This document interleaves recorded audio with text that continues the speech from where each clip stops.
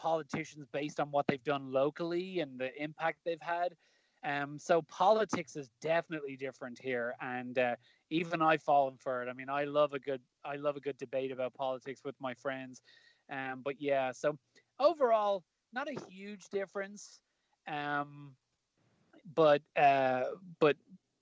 very good shared values. That's what I really like about this country with Ireland as well. What's the hardest thing about being so far away from your family? Because you said you moved here, you didn't know anybody in the United States. So what's the hardest thing about being, and I'm sure you've cultivated a family now between your friends and work and your, your Mhm. wife and that kind of thing, but what's hard about being away from your family? The hardest thing, and I've learned this the really hard way twice over the last 2 years, is when somebody close to you, a family member, is really ill or ultimately passes away.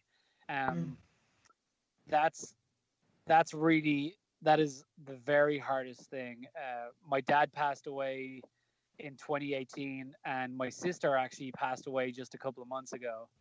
Oh, wow. And yeah, and getting a call saying you need to get home right now, or this has happened, knowing that you're that far away, even if it only takes you 24 to 36 hours to get home, knowing that there is that distance, that anticipation, and unfortunately the anticipation came true twice.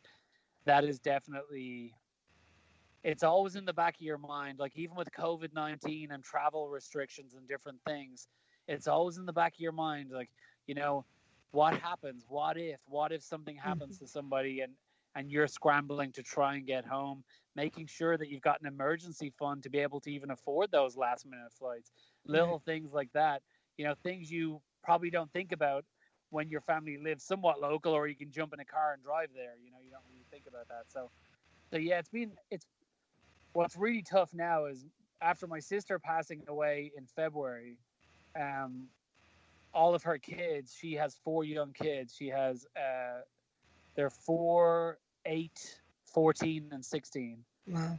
And, and it's really hard not being able to be there for them on a daily basis. That's killing me right now, to be quite honest with you. I bet.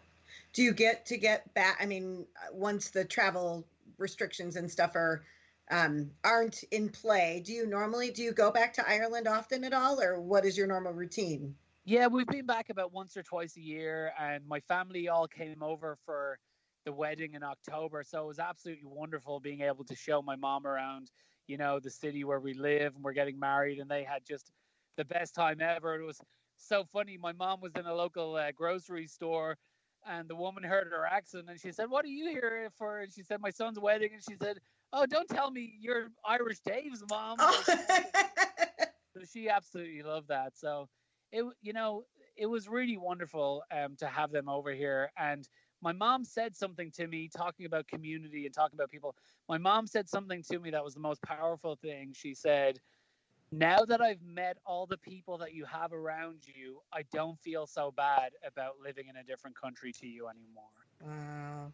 Now, if that Wow. isn't the power of community, I don't know what That is. speaks volumes. Yeah, that speaks volumes. And when she could sense that, that's huge. And, I have a son who's going to be 18 next month. And so, that's what you want, is what you want your children to be happy. You want to make sure that your Mhm. kids are safe. And so I'm sure that did her heart good being here where you are. Yeah, it gave her a sense of being able to imagine where I am, and you That's know, right. she got to meet all my former, she got to meet my colleagues from the radio station. Of course, Teal, who's now, my boss. She's the CEO of A Rosie Place, where I'm now working, and she was there because she's been my friend for like a couple of years, and so she got to meet all the important people in my life. That's awesome. So talk to me a little bit about that. So you decided to like change careers recently, like really change careers. So what was your motivation to do that? So in September 2018, I had a radio interview scheduled with Teal from A Rosie Place for children. So a friend of mine from Notre Dame had recommended, "Hey, you got to have Teal on. What she's doing is amazing, and what they're doing at A Rosie Place is amazing."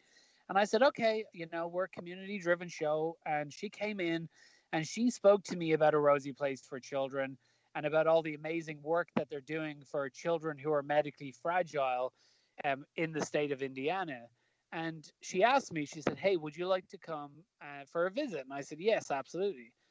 And I did. I went to visit a couple of weeks later, and it was one of those places where I've worked with a lot of nonprofits, I've visited a lot of nonprofits, and I appreciate all the work that's being done by local organizations. But A Rosie Place for Children hit me in my heart in a way that no other not-for-profit had ever done before. Something just hit me about what they're doing.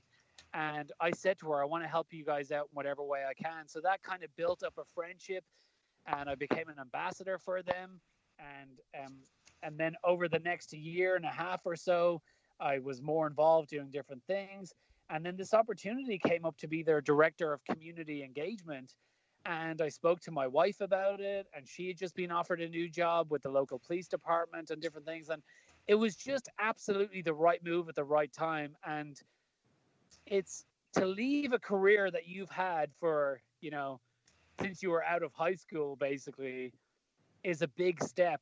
But because of the work that they're doing at A Rosie Place for Children, I never had 1 ounce of doubt that this was the right move. And I'm so glad that I've done it. Well, and I have gone out. Teal and I met years ago when we first started Hello Gorgeous.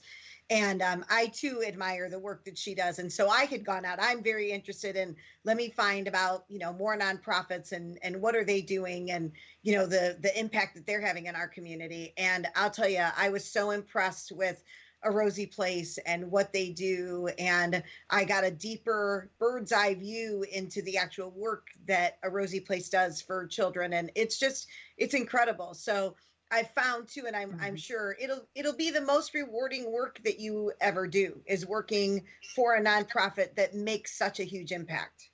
Absolutely. And, even though on the outset it looks like, oh, you went from radio to this, that's a big career change. But actually, my whole motivation on radio for a long time has been trying to make a positive impact on the community.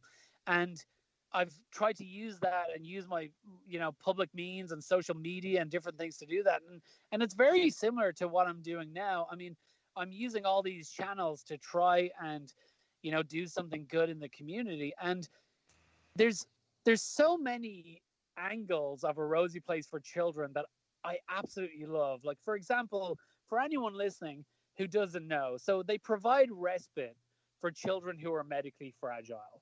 So when you say medically fragile, it's like, it's such a, no one child is like another in the medically fragile world.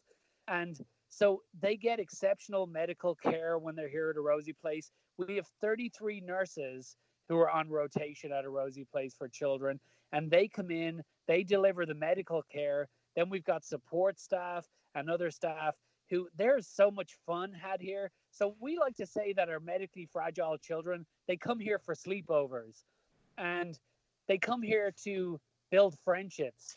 And often their first friends ever are at A Rosie Place for Children, which is amazing to think, because they're so isolated at home because of their medical fragility, that often the first place they actually interact with other kids is here. And that's absolutely beautiful. And this is the first and only in the entire state of Indiana. If it wasn't for A Rosie Place for Children, these kids would have no services. And that's just not okay. That's right. I agree.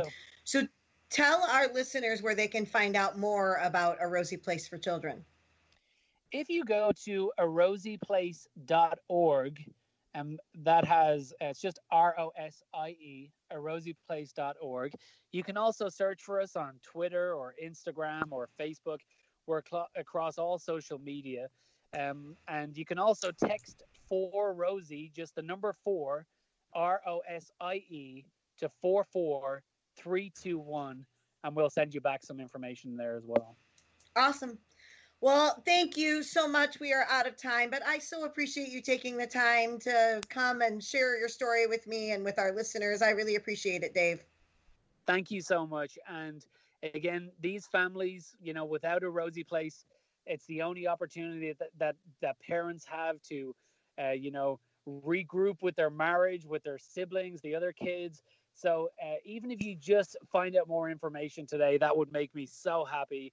At rosieplace.org. So Kim, thank you so much. And one more time, can you say goodbye, gorgeous? Or Yes, for you, I will say goodbye, gorgeous Dave. oh yes, that was beautiful.